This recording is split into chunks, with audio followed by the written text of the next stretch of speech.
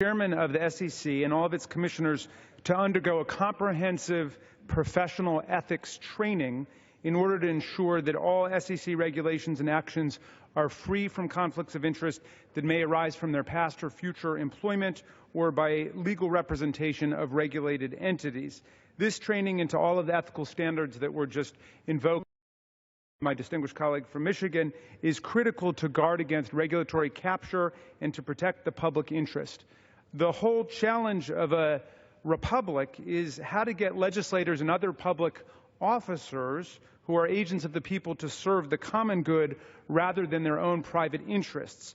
In the cost-benefit terms of this legislation, you would call this the agency problem. Our Constitution, with everything from the separation of powers to the emoluments clause to the title of nobility clause, is designed to safeguard the public interest and reduce the prospects for mischief, corruption, and self-dealing by people in government. Providing mandatory ethics training is a simple way to remind all of us in public life who we really work for, the American people. Requiring employees to undergo basic ethics training is not unusual. In fact, every congressional staffer who works in this body is required to undergo ethics training in his or her first 60 days of employment here. The freshman class, which I am a proud member of, just had an excellent briefing on professional ethics standards a couple of weeks ago. Under this amendment, Congress will be able to ensure that the SEC officials making the critical rules that govern the financial securities industry are looking out for the American people and not for any particular special interest. Conflicts of interest have been rife in the financial sector. In 2008, while Wall Street and big banks preyed on the victims of the mortgage crisis, American families lost trillions of dollars in retirement values, home values, equity, and so on. This amendment would implement a simple safeguard ensuring that the people who regulate the financial sector are not crossing any ethical lines or bending the rules in favor of past or future employers or any other special interests. The people of the United States expect and deserve nothing less from Washington. And in closing, I would urge all of my sides of the aisle to support this amendment. Thank you, Mr. Chair. I reserve the balance of my time. Gentleman reserves. For what purposes does the gentleman from Michigan seek recognition? Mr. Chair, I rise to claim time in opposition to this amendment. The gentleman is recognized. Thank you, Mr. Chairman. And I believe the sponsor of the amendment was in the chamber when we were discussing this on the last amendment. But the federal law, as well as SEC supplemental regulations, already govern ethics and conflicts of interest. It is well known, especially if you check out my Twitter account, I think, most people who support this president don't believe I support this president enough. A number of people would say that I haven't supported this SEC chair to the level that I should. This, frankly, is insulting to this current president as well as the chair, implying somehow that this chair has preyed off of poor people and the bankrupt, as was just sort of laid out by the sponsor of this, is an insult. And the element of this is that to believe that the SEC chair, who is typically, and I know in this particular case, a very accomplished professional, is amazingly short-sighted, I believe. And additionally, I mean, the chair is required to receive in personal annual ethics training as well as initial ethics briefing.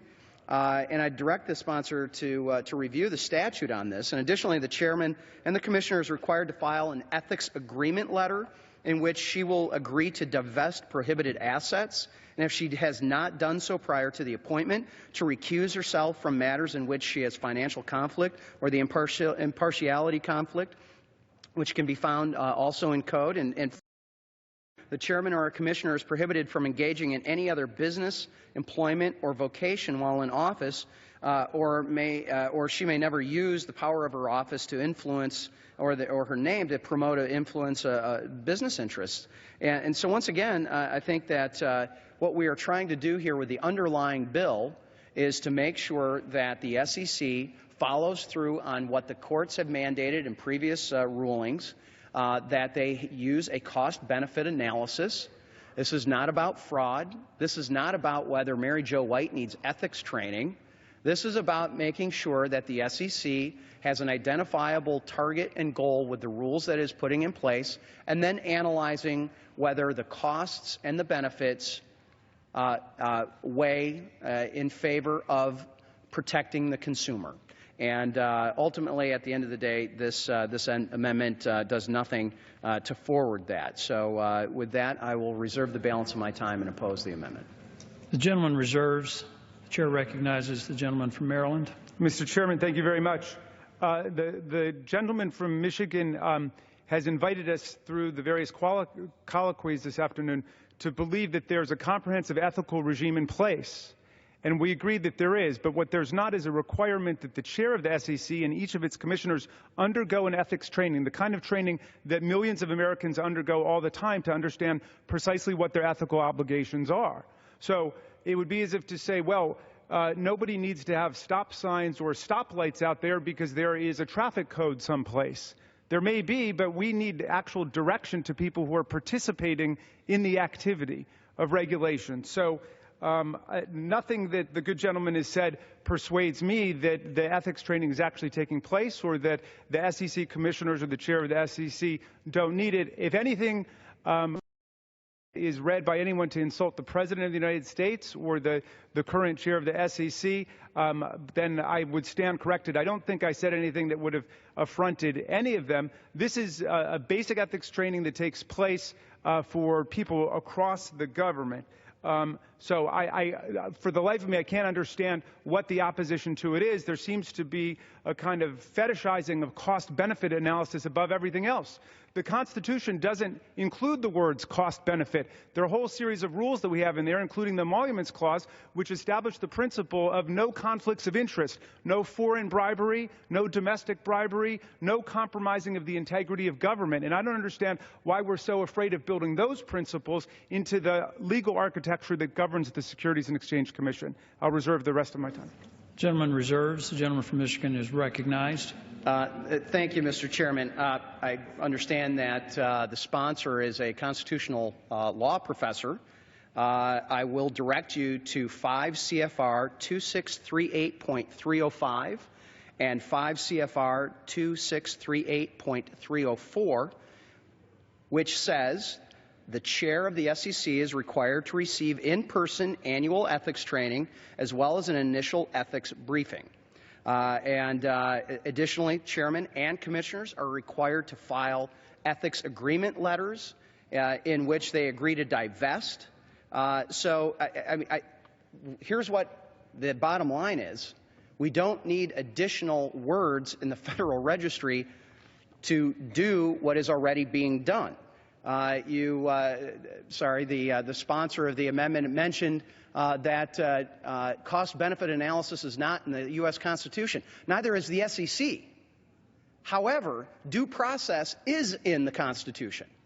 And what we are trying to get at is due process to make sure that we have us as a legislative body properly involved and engaged in this, and that we understand what the goals and objectives of the Securities and Exchange Commission is when they are issuing a rule, and whether that rule is going to affect the change that intended. And what are those benefits? Is it going to benefit and protect the consumer? And again, I will reiterate the 3 elements of the mission of the Securities and Exchange Commission. Number 1, to protect investors. Number 2, to maintain fair and orderly and efficient markets. And number 3, to facilitate capital formation. That is the stated goal and the job of the Securities and Exchange Commission. And with that, Mr. Chair, I will reserve the balance of my time. Gentleman reserves. The chair recognizes the gentleman from Maryland. Thank you very much, Mr. Chairman. I think we've arrived then at what the difference is between myself and the gentleman from Michigan. The regulation, as he reads it, applies only to the chair. This amendment would extend the ethics training, which he seems to support, to all of the members of the Securities and Exchange Commission. It's true that they all have to do a filing, as we all do, about our various finances, but that is not the comprehensive ethical training that all of us need. to get in order to avoid conflicts of interest. So if that's something that's good enough for the chair, presumably it's good enough for all the members of the SEC, and I would urge my colleague to rethink his opposition to this common sense amendment, which I think would install precisely